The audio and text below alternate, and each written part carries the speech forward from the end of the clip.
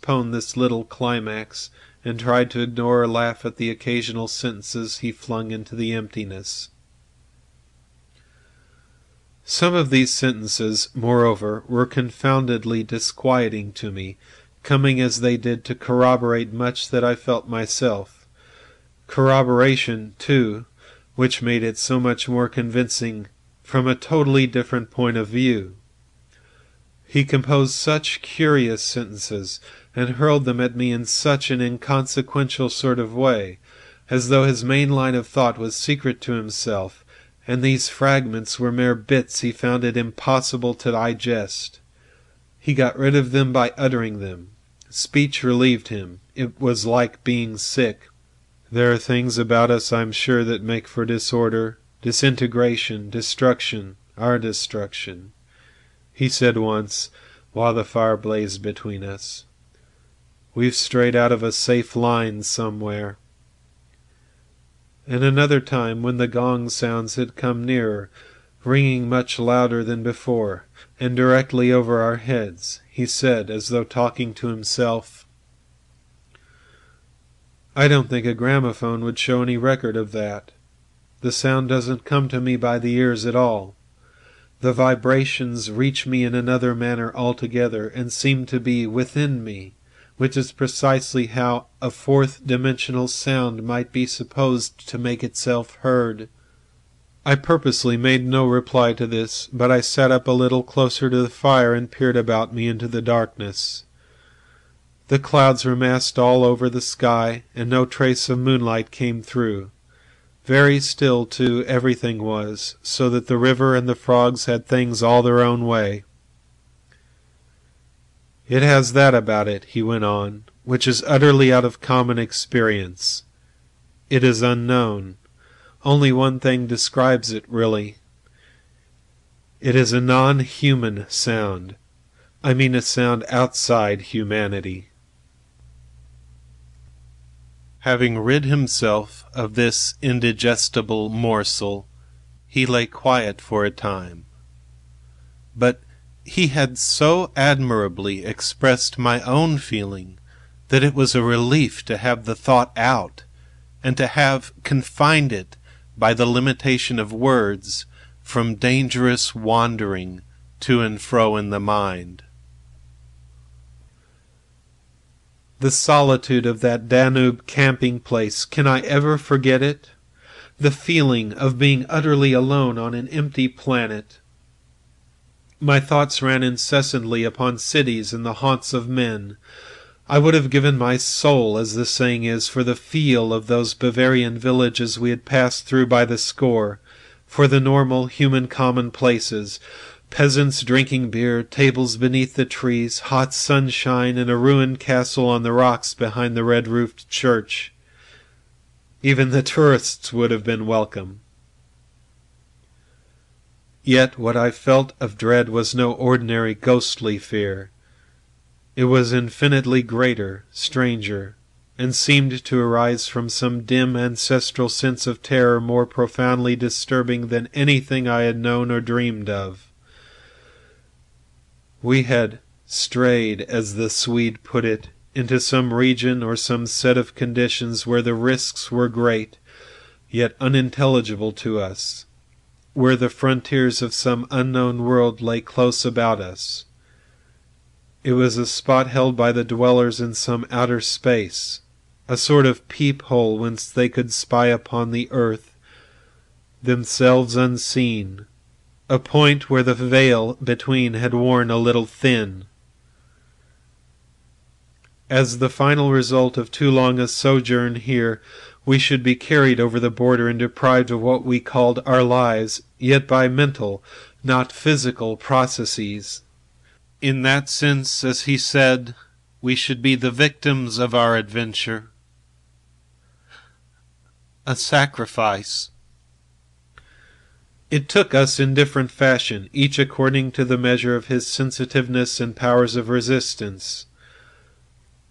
I translated it, vaguely, into a personification of the mightily disturbed elements, investing them with the horror of a deliberate and malefic purpose, resentful of our audacious intrusion into their breeding place, whereas my friend threw it into the unoriginal form at first of a trespass on some ancient shrine, some place where the old gods still held sway, where the emotional forces of former worshippers still clung and the ancestral portion of him yielded to the old pagan spell. At any rate, here was a place unpolluted by men, kept clean by the winds from coarsening human influences, a place where spiritual agencies were within reach and aggressive. Never, before or since, have I been so attacked by indescribable suggestions of a beyond region, of another scheme of life, another revolution not parallel to the human. And in the end our minds would succumb under the weight of the awful spell, and we should be drawn across the frontier into their world. Small things testified to the amazing influence of the place, and now, in the silence round the fire, they allowed themselves to be noted by the mind. The very atmosphere had proved itself a magnifying medium to distort every indication. The otter rolling in the current, the hurrying boatman making signs, the shifting willows, one and all had been robbed of its natural character, and revealed in something of its other aspect, as it existed across the border to that other region. And this changed aspect I felt was now not merely to me, but to the race. The whole experience whose verge we touched was unknown to humanity at all. It was a new order of experience, and in the true sense of the word, unearthly. It's the deliberate, calculating purpose that reduces one's courage to zero, the Swede said suddenly, as if he had been actually following my thoughts. Otherwise imagination might count for much. But the paddle, the canoe, the lessening food— "Haven't I explained all that once?" I interrupted viciously. "You have," he answered dryly. "You have indeed." He made other remarks, too, as usual, about what he called the plain determination to provide a victim. But having now arranged my thoughts better, I recognized that this was simply the cry of his frightened soul against the knowledge that he was being attacked in a vital part, and that he would be somehow taken or destroyed.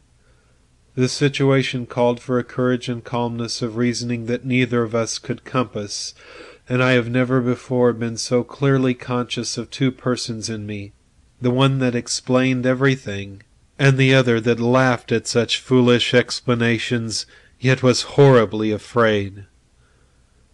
Meanwhile, in the pitchy night, the fire died down and the wood-pile grew small. Neither of us moved to replenish the stock, and the darkness consequently came up very close to our faces. A few feet beyond the circle of firelight it was inky black. Occasionally a stray puff of wind set the willows shivering about us, but apart from this not very welcome sound, a deep and depressing silence reigned, broken only by the gurgling of the river and the humming in the air overhead.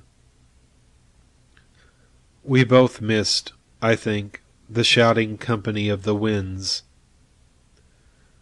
At length, at a moment when a stray puff prolonged itself, as though the wind were about to rise again, I reached the point for me of saturation, the point where it was absolutely necessary to find relief in plain speech, or else to betray myself by some hysterical extravagance that must have been far worse in its effect upon both of us.